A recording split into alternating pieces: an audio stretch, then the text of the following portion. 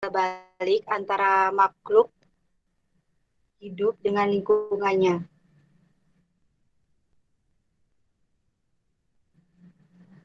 Kedengeran nggak suaranya?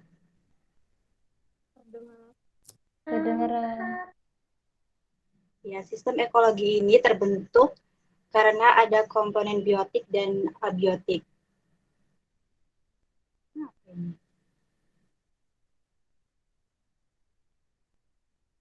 Selanjutnya komponen ekosistem. Komponen ekosistem merupakan bagian dari suatu ekosistem yang menyusun ekosistem ini sendiri sehingga terbentuk sebuah ekosistem. Cepat aja ya. Yang pertama itu komponen biotik. Biotik itu memiliki arti hidup.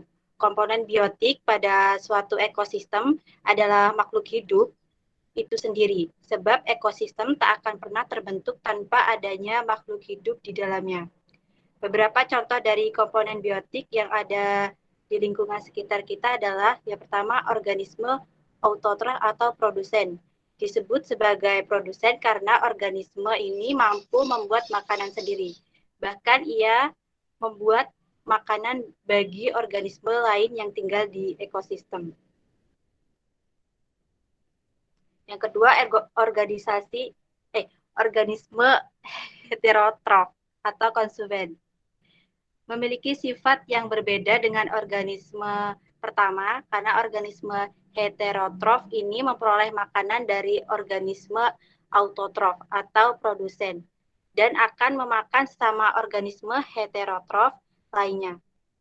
Sehingga dapat ditarik kesimpulan bahwa organisme heterotrof adalah organisme yang menggunakan bahan-bahan organik dari organisme lain yang digunakan sebagai sumber energi dan makanannya. Sebagai contoh, manusia dan hewan. Ketiganya dan nanti dibagi lagi berdasarkan makanannya menjadi herbivora, karnivora, serta omnivora. Yang ketiga, pengurai atau dekomposer. Merupakan golongan terakhir dari komponen biotik dalam sebuah ekosistem. Penguraian atau dekomposer ini adalah organisme yang menguraikan sisa-sisa makhluk hidup atau heterotrof atau autotrof yang telah mati dengan merubah bahan-bahan organik dari organisme yang telah mati menjadi senyawa anorganik melalui suatu proses yang dinamakan dekomposisi. Pengurai atau dekomposer akan menduduki jabatan penting dalam suatu rantai makanan di bumi karena perannya paling akhir adalah kunci keberlangsungan rantai makanan. Beberapa contoh pengurai atau dekomposer yang ada di sekitar lingkungan tempat tinggal kita adalah ganggang, jamur, bakteri, cacing, dan lain sebagainya. Yang kedua, komponen abiotik. Komponen kedua dalam ekosistem adalah komponen abiotik atau komponen yang tak hidup.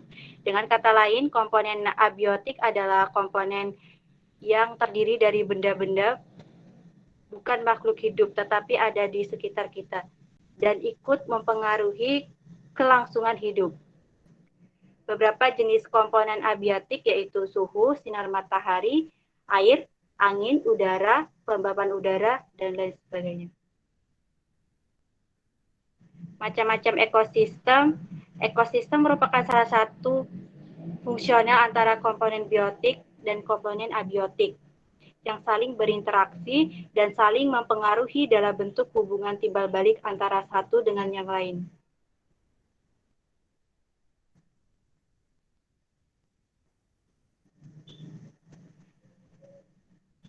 Yang pertama, akuantik air. Ekosistem akuantik merupakan ekosistem yang komponen abiotiknya sebagian besar terdiri atas air.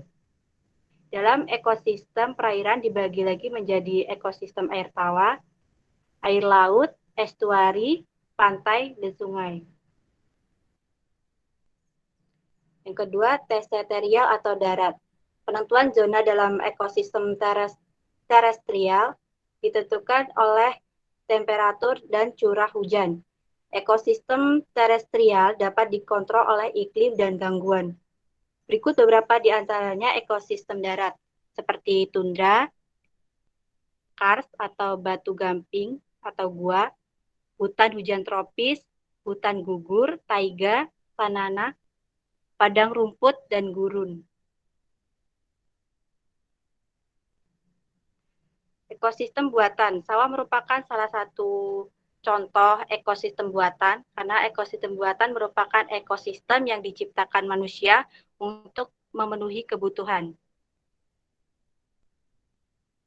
Contoh ekosistem buatan ini diantaranya seperti bendungan, hutan tanaman produksi seperti jati dan pinus,